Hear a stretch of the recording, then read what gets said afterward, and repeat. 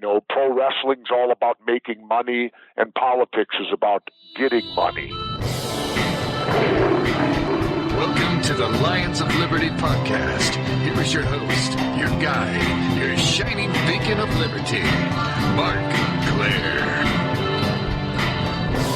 Liberty Luchadors, welcome back to the Lions of Liberty podcast, your home for great conversations about the ideas of liberty. And boy, oh boy, do I have a compelling conversation for you today. It's one I've been angling for quite some time, and I'm so thrilled to bring it to you in today's episode, the 260th episode of this program, which means that you can find today's show notes featuring links to everything we discuss over at lionsofliberty.com/260. All right, Liberty Lions, my guest today has just about done it all. He is a Navy SEAL. He is a former professional wrestler and color commentator. He's an actor best known for his role in the movie Predator. He is the former governor of the state of Minnesota, and he has authored many books, including his latest, Jesse Ventura's Marijuana Manifesto. I am so pleased to welcome Governor Jesse the Body Ventura. Governor, are you ready to roar? I'm always ready to roar. There's a rare day that I don't. I had a feeling you would be. Believe it or not, it's 10 books now. Oh, wow. Okay. It's 7 or 8 with my current publisher, Skyhorse, and then I did 2 previous to them with different publishers. Gotcha. Well, you keep pumping these things out, huh? Well, the problem is I live off the grid in the winter down in Mexico, and that's where I do the books, and that's where I do all my reading because I don't watch TV when I'm down there. And so it's at that point in time usually and I've been doing that for the past 10 years. Well, why don't we start there a little bit? What actually inspired your move to Mexico? I know you spend about half the year there, pretty much completely off the grid as far as I know. So why is that? Why do you spend so much time down in Mexico? Well, obviously I like it. That'd be the simple answer. The weather ain't bad. The weather's beautiful. I'm ocean bound. I'm a former Navy guy. I love the ocean and always have since I was first introduced to it at age 18. And I just like the 2 different lifestyles of living up here in the hustle and bustle here and then living down there where it's much more laid back and you really have the world to yourself and it's only what you see. So I did it for an adventure. When I came out of office, I was young enough that I wanted to have more adventure in my life, but as I'm reaching, as they call it, my golden years. And, I actually turned 65 this year. I'm on Medicare now. Well, what are some of the biggest differences you see in kind of just the culture in Mexico as it compared to your life in the United States? Because obviously you're seeing both all the time. Yeah, the big thing is that down there, the people are surviving day to day. Right. So they're more worried about, am I going to eat tomorrow and what happens within their direct eyesight. I can assure you where I live in Mexico, they could give nothing about the stock market. They wouldn't even know probably what it is. They have entirely different concerns in life. And it's a lifestyle very basic, again, of more of survival on a daily basis. And I like that, where when I come back here to the United States, what drives me crazy today are the freeways. I mean, you get out there, and in Mexico, I don't have to deal with freeways today. Up here, you get out there, and everyone's rushing around to do nothing. Yeah, well, I live out here in Los Angeles, so I can sympathize with you there on the freeways. Well, exactly. And, and it's the daily hustle of all that I guess that's the best way I can describe it. I live, as the crow flies, I live about 50 miles from Todos Santos, Mexico, and that's the home of the infamous Hotel California. Right. And with the lyrics to the song, what the difference is, right out of the lyrics, you can check out, but you can never leave. And that's what happens if you get bit by Baja fever. You can check out, but you can never leave. Right. So, Governor, longtime listeners of this program know that I'm a little bit of a nerd. I'm a big pro wrestling guy. I grew up watching and listening to your always entertaining color commentary. And you've often talked about how politics and pro wrestling share many similarities. You even taught a class at Harvard called How Pro Wrestling Prepares You for Politics. So can you just start off talking a little bit about that? How did your experience in the world of pro wrestling, maybe perhaps unwittingly at the time, prepare you for the world of politics? Well, because there are multiple reasons. Number one, in pro wrestling, I was a villain, and Your job is to sell yourself and to the point where people will spend their good hard-earned money to see you get beat or see you get beat up, whatever it is. And so you got to sell yourself. And that's the same thing a politician does. And actually in pro wrestling, you're doing it for their money. In politics, I guess you're doing it for their money and their vote also. So there's a money tie-in. You know, pro wrestling's all about making money, and politics is about getting money. You know, same thing. And as well as selling yourself. Second thing, in pro wrestling, at least in my day, they used to always say the money's made at the microphone, not in the ring. Right. So you have to be able to sell yourself and be comfortable with a microphone, be comfortable in front of TV cameras. Well, the same thing holds true in the world of politics. And then, of course, you got Murphy's Law. Anytime you have a match, anything that can go wrong will. And the same thing happens in the political arena. You're going to get popped a question by a media or what have you you're not prepared for. So you have to be able to think quickly on your feet. And finally, it's probably this. In pro wrestling, you may play a character that you're nothing like in real life. It may be you're just playing a character in pro wrestling, and who you really are could be completely different. Same thing in politics. They portray themselves as one thing in front of the public, while behind the scenes they may be completely different. Case in point, a few years ago there was that congressman from Florida who voted vehemently against any gay rights things, right. You know, gay right bills and all that, and then it turned out he was gay. Unbelievable. And so there you got a person living a false, you know, persona and selling literally a fraudulent person to the public. And wrestling's the same thing. I mean, when I played Jesse the Body Ventura in the ring, yeah, there's a piece of me, that's me, you know, in the creative end of it, but that's not who I am. You know, who I played in the ring is not who I am in real life at all. Now, how did you first get involved in politics yourself? I know you became first the mayor of Brooklyn Park and eventually went on to run for governor and become the governor of the state of Minnesota. But what first inspired your foray into politics? Well, that was it. I lived in a neighborhood along the Mississippi River, an old developed neighborhood because waterways, the houses are there first. Everyone wants to live by the water. And it was right on the Mississippi, and we had a wetland in our neighborhood, and a developer came in, and there were 2 open lots. He built 2 houses, but he wanted concrete curb, gutter, and storm sewers. Well, we had old-fashioned ditches, and everything worked fine. Nothing was broken. So they were going to come in and assess us all $10,000 a house to put in concrete curb, gutter, and storm sewer, whatever the price was, all to appease this developer who had 2 homes that they would raise the price of his homes. Well, they got to do something with the water. And you were expected to pay that $10,000? Oh, of course you are. They added onto your taxes. Wow. To pay for the curb, gutter, and storm sewer to all come in. Of course, who do you think's going to have to pay for it all? You know, they're not. You do. And then they got to do something with the water rather than let it go through a natural filter of the ditches. They can't, by law, put it in the Mississippi River. So they were going to pump it directly into this wetland, which would destroy the wetland. And this was a real wetland. It had frogs in it. It had wildlife in it. It would have destroyed it. Well, 450 of us in the neighborhood signed a petition and took it to City Hall and stated this was unacceptable. Well, we got voted down 7-0. And that's where my eyes opened up. You know, I could understand 4-3 or 5-2, right. But we were voted down slam dunk, 7-0, 450 citizens petitioning their city hall. And I started getting more involved. And one day I was up there, and the 25-year incumbent mayor, I had the podium, and I looked at him, and I pointed a finger at him, and I said, "You're going to make me run, aren't you?" And his buddy on the council started laughing and said, "You can't win." Well, I left City Hall that day knowing I was running. It was a nonpartisan election. That sounds like a challenge to me. Well, and I'm up for challenges. You know, when I get challenged, I'll generally accept them if I'm so inclined. And so I ran. I won all 21 precincts, and I won 67% to 33% against a 25-year incumbent.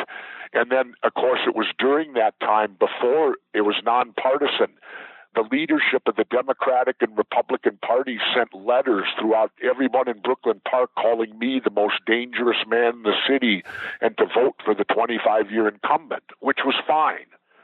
But when the election was over and I won at a 2-to-1 ratio, which is a big landslide in politics, as big as you can get, then the two parties came courting me to join them. And that's what showed me these two political parties have no credibility. They don't stand for nothing. They want to own everybody. They saw your success and wanted to just kind of co-opt you then, huh? Oh, yeah, they wanted to co-opt me then. Oh, yeah, be a Democrat, be a Republican. I said, no. I said, I won without you. In fact, you opposed me. I'll continue to be an independent. And I've always been independent. When I ran for governor of Minnesota, I was with what they called the Independence Party, which is kind of a ragtag third party here in Minnesota, and I won. So I've always been independent, and I've always been anti the two-party dictatorship that runs our country. So what do you attribute that success to? Why were you able to accomplish what so many have failed to do and break through that two-party system, that two-party firewall? How did you become the governor of a state? Well, I can only attribute it to something called charisma. It certainly doesn't hurt. You're either born with it or you're not. And in my case, for some reason, the press flocks to me. I have that charisma. And that's why if I would have gotten the presidentials this year, there's no doubt in my mind that I could have gotten into the debates because I would have put so much pressure publicly on the two parties. But then again, maybe not, because maybe since the mainstream media is all part of this broken system, they may have shut me out too and not talked to me. But I'll tell you what I would have done had that happened. I would have gone to the debates and got arrested trying to get in. That would have got some headlines for sure. Oh, yeah, because they would force you to do that. They would force you to go break a law or something in which to bring attention to the corrupt. And when Trump says the elections are rigged, he's correct, but he's incorrect on how. They're rigged against anybody but Democrats and Republicans. Right. No third entity stands a chance, except in a case like myself. Sure, I mean, you've compared them to rival gangs before, the Bloods and the Crips. They may feud with each other, but at the end of the day, they're going to control that territory. Oh, yeah, absolutely. And it's a bit wrestling how they feud with each other, too. You know, we feud with each other in wrestling in front of you. But behind the scenes, we don't necessarily feud with each other, do we? Right. And the same thing holds true. There's another thing that's equal to wrestling. Behind the scenes, these people take each other out to dinner and they plot and plan, you know, what they're going to do. And that's the two-party system that we're engaged in today. It's so corrupt. And the fact that the Supreme Court allowed corporations to participate, that's why when I call us the fascist states of America now, people get upset at me for that. But the basic definition of fascism is when corporations take over the government. And here we are. They have. They're not are. They have. Like switching to my book right now, the biggest opposition to marijuana is Big Pharma. And Big Pharma controls about 70 to 80% of your mainstream media through their advertising money. And they have a vested interest, and pivoting to your book, they have a vested interest in not seeing the legalization of marijuana because it really counters what they're offering, all the pills, all the opiates. Yep, all the opiates, all the pills, all of that. And plus the main thing to it is so basic.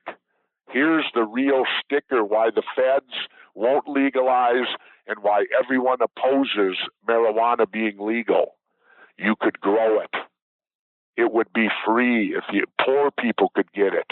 It would be like growing tomatoes in your backyard. My mom did it for years when I was a child growing up in South Minneapolis. We had a tiny little backyard. My mom would chew up about a third of it and grow her tomatoes all summer. Well, you can do the same thing with marijuana.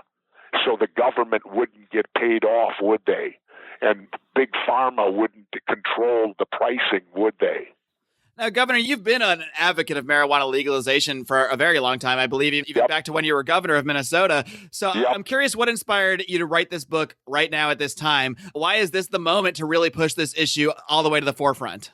Well, because it's the moment for it, because it's on the ballot now. 23 states have now done some form of legalization through medical or recreational, and it's being voted on this fall. So it's timely, and this can be the issue that allows Americans to take our country back. Because over 60% of Americans want marijuana fully legalized now, and yet it's our federal government who's making money on keeping it illegal. They're telling us no, no, no. Well, we can tell them, no, you work for us. We don't work for you. We're the boss, not you. And marijuana could be that very issue that could propel that thought process. And the other reason is personal. The personal reason is I lost my quality of life, and marijuana gave it back to me. I was dealing with an epileptic seizure disorder, and the person that was seizing, I was having to deal with it. It was 2 to 3 times a week 4 years ago. The person went on 4 different pharmaceutical medicines over 2 years. None of them worked. They all had horrible side effects. In desperation, took the person to Colorado, got medical marijuana. The seizures immediately stopped, and the person's been seizure-free now for over 2 years and can now get the medicine in Minnesota. But the problem is this. What costs $30 a month in Colorado costs $600 a month in Minnesota. Really? Why is that? Because of restrictions. If it's open in a free market, it drives the price down. When it's so restricted that so little people have access to it, in order to produce it costs a lot of money. So they have to get their money back. So they have to charge you these exorbitant fees. And of course, your health insurance doesn't cover what works. Of course not. They'll cover the 4 pharmaceutical medicines that don't work, but they won't cover marijuana, which does work.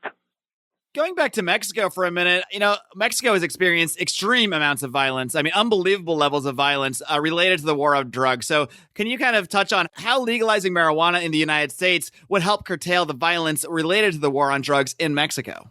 Well, it's already curtailing it in that the cartels are dropping marijuana now. They only provide roughly 30% now of the marijuana in the United States because the states that have legalized, the quality is much better. Now, do you want to drink Budweiser or do you want to drink a fine crafted beer? Well, marijuana is the same way. It has different strains. It has better marijuana, worse marijuana. And the stuff being grown in Colorado and Washington and all the legalization states is top quality. And so you don't need to get it from Mexico anymore. You don't need, the Mexican marijuana. So the cartels are now switching to heroin and meth. And another thing that they've learned, all the states that have legalized marijuana, it's just the opposite of what they've told us. Heroin use drops. It doesn't get bigger, it drops. So legalizing marijuana is helping to curb heroin and opiates. And let me bring this close to the vest as a Minnesotan. We lost our Prince here in Minnesota. Had Prince been smoking pot, he'd still be alive. But Prince died from pharmaceutical opiates. That's what killed him. The drug companies, through the opiates that he got and took, killed him. Marijuana, you can't overdose. You cannot die from taking too much marijuana. If you do, you'll go down in history. You will be the first person that's ever died of a marijuana overdose. You can die from binge drinking of alcohol. Tobacco, when used properly, the end result is death. And yet marijuana is illegal, and these 2 other products are perfectly fine. Think of it in the world of jobs. How many people work in the tobacco industry? How many people work in the alcohol industry? And you could have the same employment in the marijuana industry if we legalize. What do you attribute all the misperceptions over the years about marijuana to? I mean, obviously, like you just stated, there's never been a marijuana death. And yet, the same person that might be horrified at the idea of somebody smoking a joint, they might, go out and drink a beer and smoke a cigarette and not even think anything of it. So why do you think the public perception, even though it is changing rapidly, why has it been so skewed over the years? Well, it's been skewed from William Randolph Hearst, the big paper guy back in the late 30s. He's the one that helped create reefer madness. They're the ones that made it illegal. Here's the thing that's really troubling. George Washington and Thomas Jefferson, our first and third presidents, If they were alive today, they'd be raided by the DEA. They'd be doing 10 to 12 years in a federal prison as major drug dealers.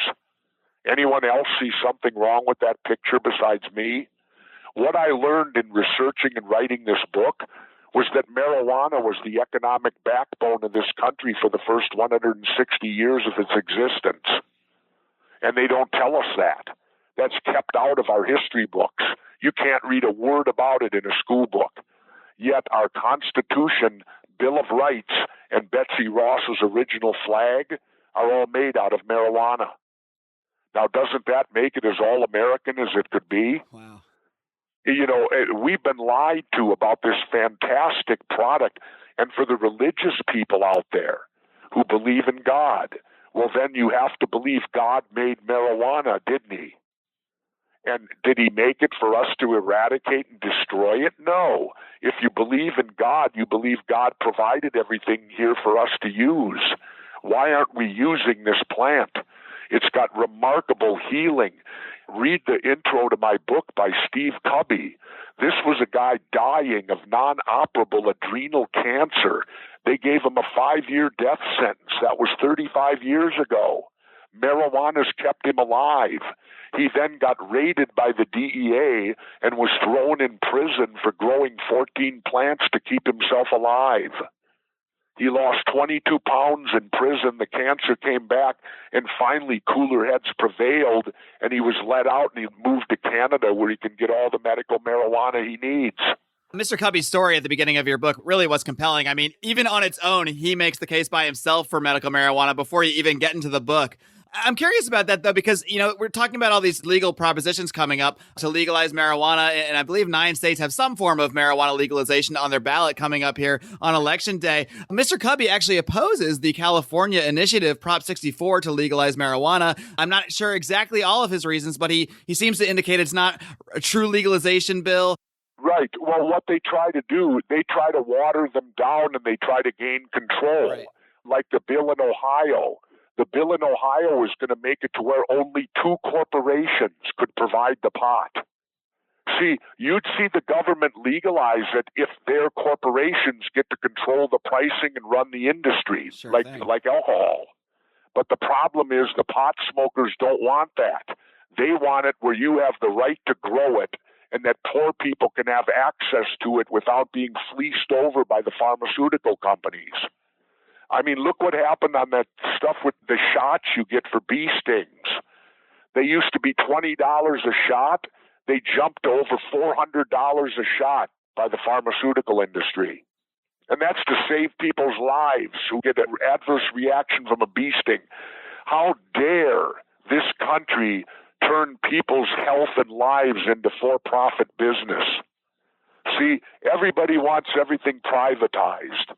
And that's wonderful. But when corporations run things, it becomes for-profit. Like here's another tie into the marijuana thing. It's imperative now that they have our prisons full because they're being run by corporations. They've been privatized. Well, the only way the corporation can return a profit to the stockholders is to have full prisons. So therefore, we need to be in jail so that the prisons can make profit for their stockholders. That's ridiculous. You know, everyone talks about the Colin Kaepernick protest, who I support. He has every right to do it, and I'm a veteran. But what they ought to be talking about is the fact that in our national anthem, it says home of the brave, land of the free. How the hell can we say that when we have more people in prison than any other country in the world? It's really unbelievable, the amount of people that are in prison. And the hypocrisy. How can we be home of the free? Home of the brave, land of the free. When we have more people in jail than any other country, you're not free if you're in jail. Right, and that's kind of the way I'm looking at some initiatives like Prop 64. I don't think it's perfect. I think there's a lot of problems with it, but it will see less people in jail. So for me, I tend to lean towards favoring it. So do you support initiatives such as Prop 64, despite the fact, as your friend Steve Covey pointed out, it is flawed in some way? I mean, do you think there is a greater good to push things forward? I think that they could be better, but you can't just pass it and let it go as it is. You need to amend it. You need to continue working on it. Much like Obamacare, healthcare. You know, If I'd have ran for president, I got the answer for health care for the whole country. Do you know what it is? Let's hear it. It's simple. Every citizen of the country deserves the same health care that congressmen get. Well, there you go, because the congressmen certainly they don't have to take your standard, your Obamacare bronze plan. They have three choices. They have three health care plans they can choose from. No, every citizen deserves the same health care they get. So if we don't have health care, neither should they. They should be forced to buy it in the private market too. It shouldn't be provided for them because they work for us. Has anyone ever seen a case where the employee has better health care than the employer? No.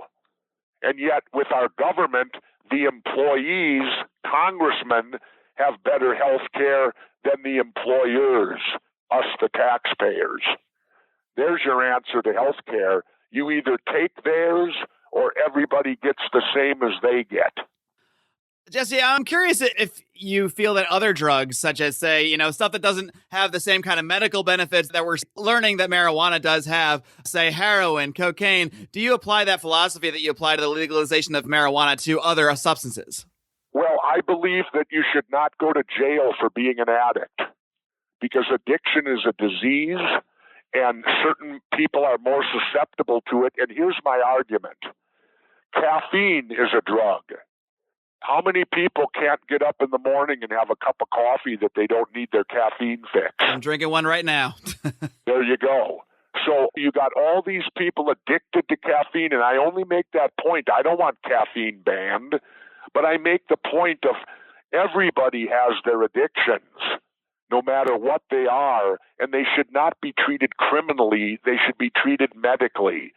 So for the hardcore drugs like heroin, meth, and things of that nature, you don't throw people in prison for it. You get them treatment for it. That's how you deal with it. Then it ensures, in Minnesota right now, we've got an epidemic. In the last 2 weeks, they've had 10 to 12 heroin overdoses because obviously there's bad heroin out there. Well, if you legalize and regulate and they have a place to go get it, well, then you can try to cure them and you can ensure they're not killing themselves getting stuff being sold in back alleys. You know what it's called? It's called addressing the issue like an adult. Well, that's one thing we don't see in politics today. Very often. That's what we don't see. We don't see anything of thinking like an adult and addressing a problem that you know is a problem, and you do it in an adult type of manner. Now, let me say this. I've had people say to me, well, if you legalize marijuana, what do I do then when I catch my 13-year-old with pot? You know what I say to them? It's simple. You parent. That's what you do. You do the same thing if you caught that 13-year-old with alcohol or if you caught that 13-year-old with tobacco. The same thing. It should only be legalized for adults. Children need to grow up before they're old enough to make a choice whether to use those type of products. But you notice they should all be treated equally. So that's how you treat your child. If you catch them with pot, you treat them the same way as if you caught them with tobacco or alcohol. Now, Governor, you've come out in support of your friend Gary Johnson for president, I think largely because of his support for the legalization of marijuana and his... No, it's also to get us out of the wars in the Middle East, but I've actually switched now. I think I'm going to switch to Dr. Stein because she believes in climate change and Gary don't, and I believe in climate change, and I believe that it's a huge problem we have because it's very simple. A scientific fact. If there's more carbon in the air, whether it's man-made or natural-made, the temperatures go higher. Well, right now, we are at the highest carbon level in our air in history. So we are going to have hotter temperatures. That is a scientific fact that cannot be debated. Are you officially supporting Jill Stein then for president? Is that who you're going to vote for? Well, I think that I'm going to vote for her now because the libertarians won't address climate change. And to me, it's three wars: the war on the climate, end the wars in the Middle East, and end the wars on drugs. And I think the Green Party stand for all three, don't they? All right, so most people would say, whether it's a Libertarian or a Green Party candidate, would say you're throwing your vote away if you vote third party. So You're throwing your vote away if you don't vote your heart and conscience. You're throwing your vote away if you don't vote for someone. You don't vote against someone. You pick out the person you most want to be president. That's the person you vote for. You've done your civic duty then. You've chosen the person that you wanted to be president. And it ends right there. It has nothing to do with having to choose. Like the late, great Jerry Garcia of the Grateful Dead said, if you're made to pick the lesser of two evils, it still means you're picking evil, doesn't it? Governor, I got to ask before I let you go. I always hear rumors every few years about this possibility. So is there any chance of you yourself running for president in 2020?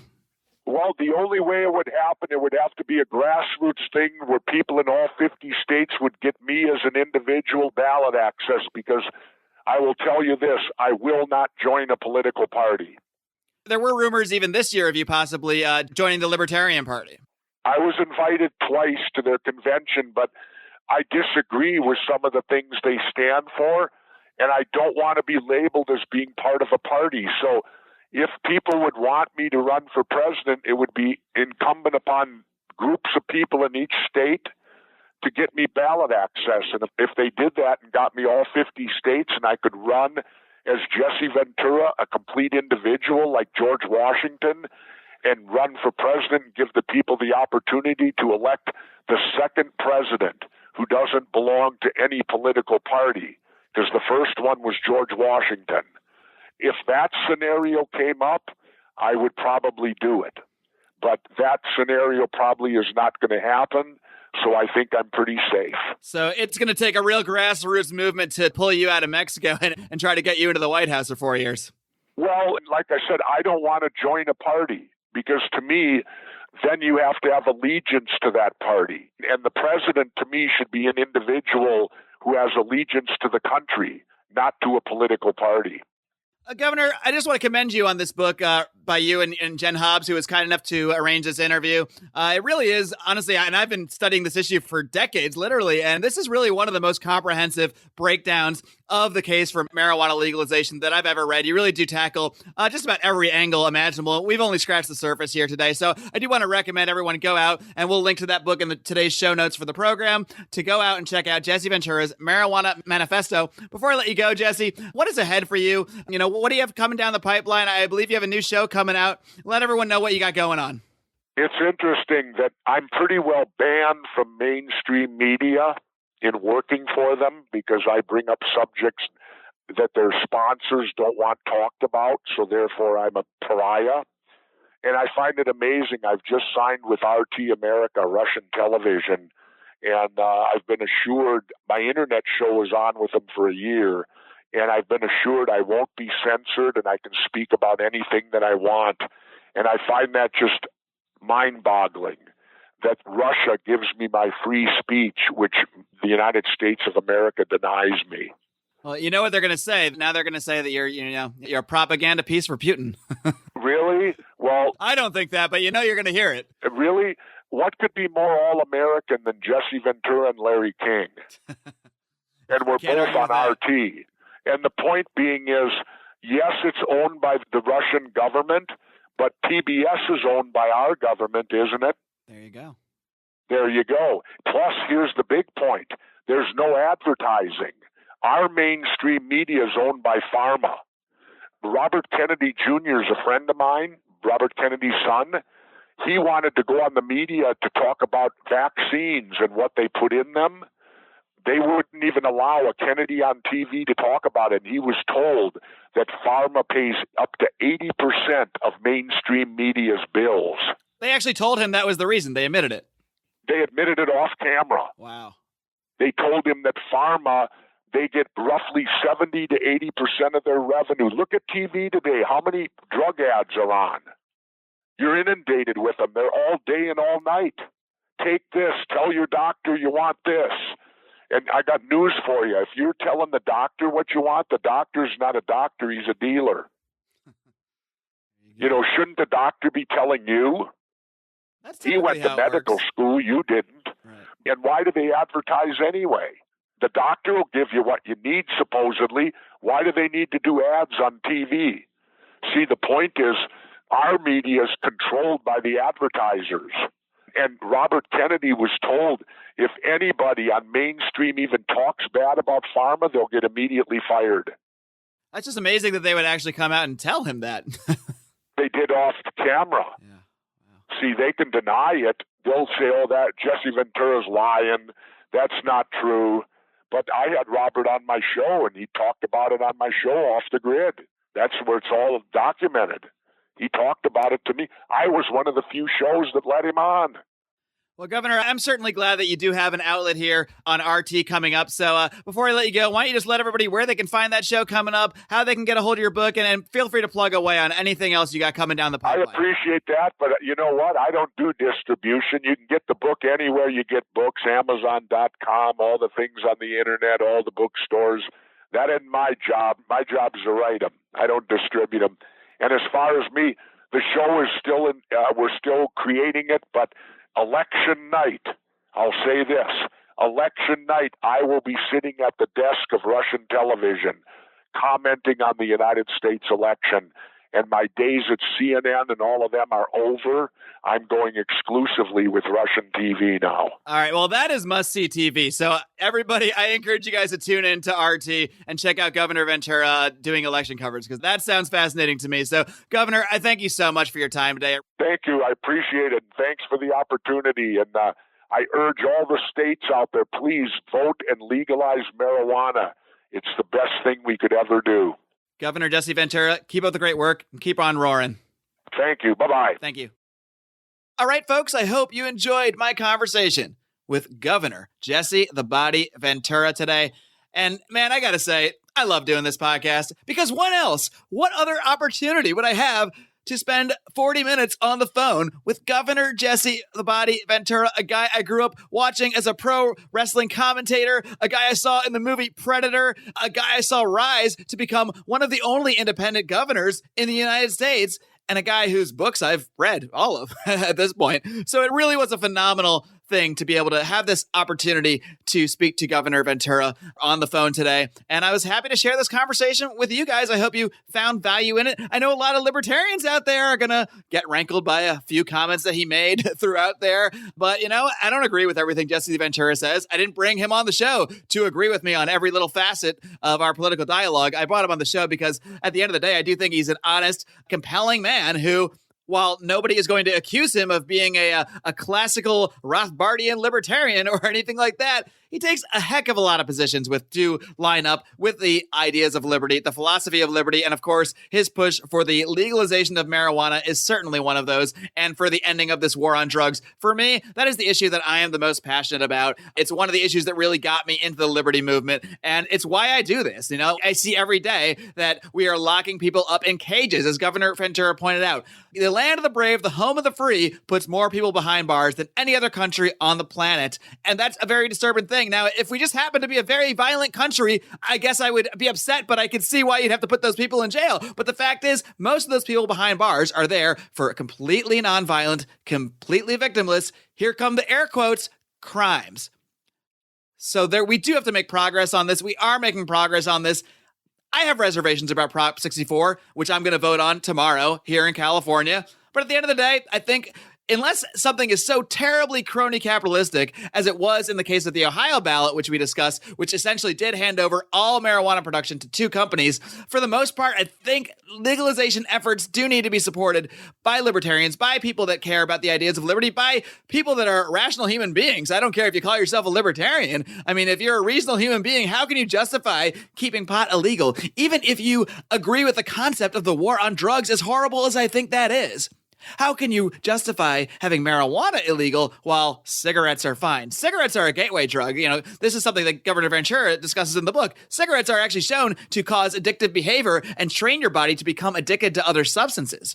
Meanwhile, marijuana has actually helped people overcome addictions to other substances. So it really is an absurd thing on every level that this plant, this naturally occurring plant, should be considered criminal in any way, shape, or form. And thankfully, I do believe in my lifetime, we're going to see the federal government give up on this thing. And that's why I support the legalization efforts in California and other states, even when they're flawed, because if enough states do this, enough states thumb their nose at the federal government, they're just going to give up. The feds are going to give up on marijuana. And guess what? Most of the money that goes into the war on drugs is focused on marijuana, even today in 2016. So if you end the war on marijuana, you are effectively at least beginning the end of the war on drugs. Now, there are many facets to the war on drugs. There's the FDA, it's gotta go. There's the DEA, it's gotta go. There's a lot of things that need to change.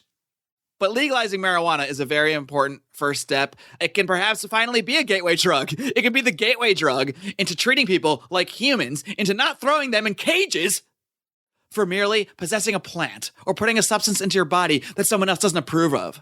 That's wrong. That's wrong no matter what political ideology you hold, as far as I'm concerned. Obviously, there are many people that disagree. That's why it's still illegal. But that's why we got to fight the front on the war of ideas. That's why I do this program. And that's why I invite you to join us and join this conversation. One way you can do so is by joining our private Facebook group, the Lions of Liberty Forum. All you got to do is type Lions of Liberty Forum in your little search bar in Facebook. It should pop right up. Just request to join. And as long as you look like a real human and not some kind of spam bot or a Nigerian prince, we're going to get you right in there. And not that I have anything against Nigerian princes. If you're an actual Nigerian prince and not a fake Nigerian prince, hey, maybe I'll let you in too. I don't think Nigeria has a prince, but you get what I'm saying. Now, regular listeners of this program will know I usually do have an advertisement somewhere in the middle of the interview. I decided to forego the ads today altogether because this is a very important interview to me. It's a special interview to me, and I really want to just leave it out there completely ad-free so you can listen straight through, not have to be interrupted by me hawking wonderful products to you, like our friends at Health Excellence Select. See, I'm still going to get it in. You can learn more about Health Excellence Select, our great sponsors, over at lionsofliberty.com/health. And of course, you can support us by shopping through our Amazon link at lionsofliberty.com/Amazon. That helps us keep the lights on, pay the bills, get these shows edited and produced in a way that is conducive to your earbuds. Now, as we all know, tomorrow is Election Day. I'm sure you guys are all going to want to hear some commentary from us about the results of that election. And of course, you will hear that commentary, but it will not be on Wednesday's show. That is simply too short of a turnaround for us because a lot of times these election results don't get in until midnight, 1 a.m. Well, guess what? That's when a new show drops. So we're not going to get you that commentary on Wednesday. Instead, I'm going to air an interview with a man named Stephen Hayes. He is the president of Americans for Fair Taxation, and he is a proponent of the so-called fair tax. This is a subject that a lot of listeners have been asking me to tackle, so I contacted Stephen, and we did a whole show about this fair tax. So for all you guys that have been pounding on me and knocking on the door and saying, get me this episode about the fair tax, it's coming for you on Wednesday. So hey, the election will be over. Maybe it's time to think about some new ideas. And of course, folks, if you're a fan of this program, I first and foremostly ask you to do one thing, and that is to share this program. Share this program with your friends. Share it with your family. Share it with your Facebook feed. Share it from our Facebook page at facebook.com/Lions of Liberty. Retweet us over on Twitter at Lions of Liberty. Any way you can share this program really does help it grow, help us get to more people, and help us expand the program, which is what we want to do. We're not laying down after the election's over, folks. It's only just beginning, and believe me, we have every intention of continuing to advance the ideas of liberty in 2017 and well beyond. And until next time, folks, continue to do one thing for me, and that is live long and live free.